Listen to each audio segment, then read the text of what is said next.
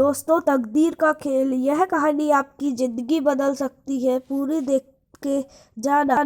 दोस्तों, आपने सभी ने यह कहावत तो सुनी ही होगी कि तकदीर का लिखा कोई नहीं बदल सकता। इसका खेल सिर्फ तकदीर लिखने वाले को ही पता होता है। इससे जुड़ी हम आपको एक कहानी सुनाने जा रहे हैं। सुनिए।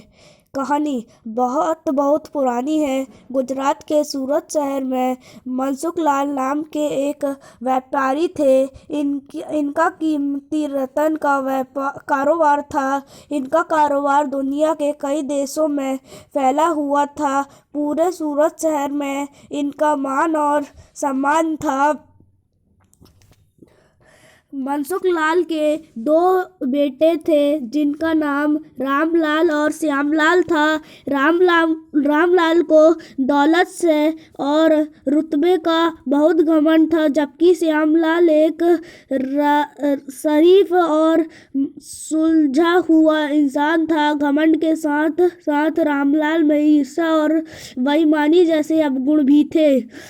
समय के साथ साथ मनसुख लाल की उम्र बढ़ती जा रही थी। ऐसे में उनके दोनों बेटे ने कारोबार में पिता का अधिक से अधिक हाथ बटाना शुरू कर दिया। फिर कुछ समय के पश्चात मनसुख लाल चल बसे और कारोबार का पूरा भार रामलाल और श्यामलाल के कंधों पर आ गया। बड़ा भाई होने के नाते रामलाल ने व्यापारिक फैसलों में अपनी मर्जी की चलानी शुरू कर दी और फिर रामलाल बेईमानी और मक्कारी भरे फैसले लेने लगा। असली रत्न के नाम पर वह नकली रत्न का व्यापार करने लगा, जिससे उसका मुनाफा बढ़ने लगा। इस मुनाफे से उसका बाकी वाचा चरित्र भी काला हो गया।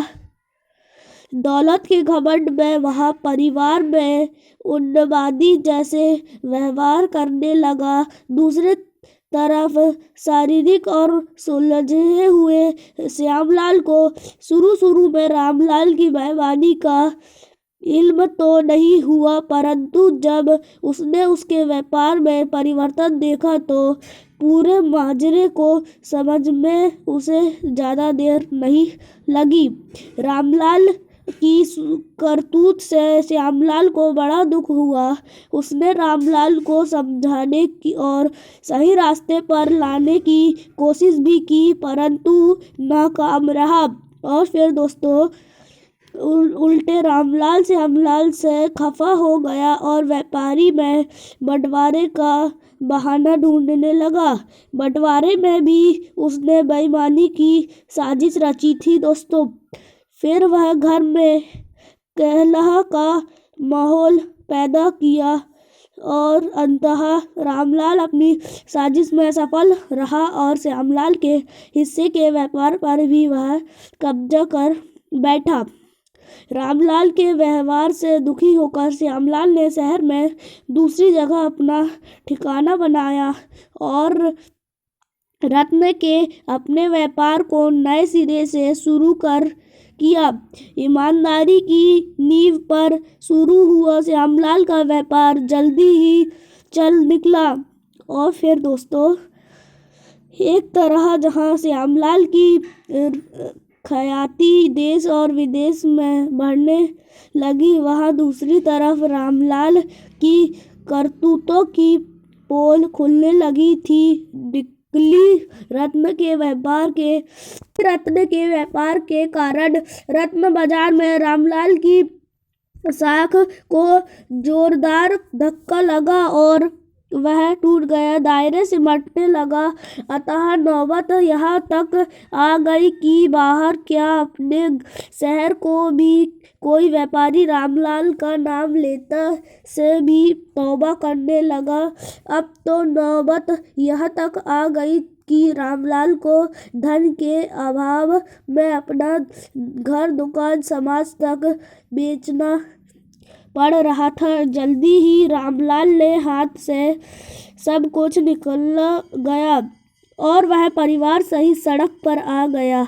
अब रामलाल को अपनी किए पर पछतावा हो रहा था, परंतु उसकी तकदीर ने जो खेल खेल दिया था वह उससे आसानी से पीछा आने उसके लिए संभव नहीं था।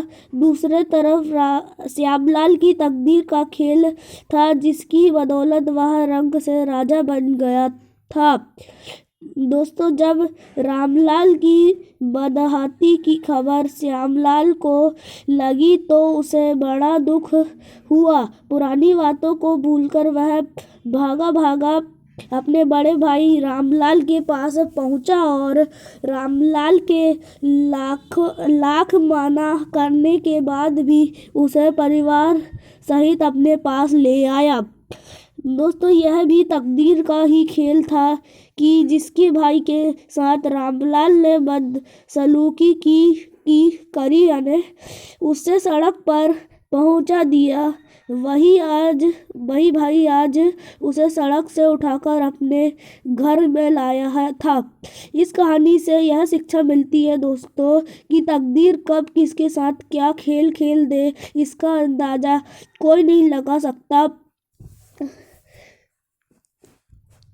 जिस तरह रामलाल और श्यामलाल के कर्मों में के आधार पर तकदीर ने उनके साथ खेल खेला था, इसी तरह अच्छे कर्म करते रहना चाहिए। क्या पता कल तकदीर आपके साथ क्या खेल खेल जाए। इसलिए कहते हैं तकदीर का खेल निराला है। दोस्तों, इसलिए कहा जाता है कि तकदीर का खेल निराला है। दोस्तों, कर्म हमेशा ऐसे करना चाहिए क्योंकि ऊपर वाला हमेशा ऑनलाइन रहता है।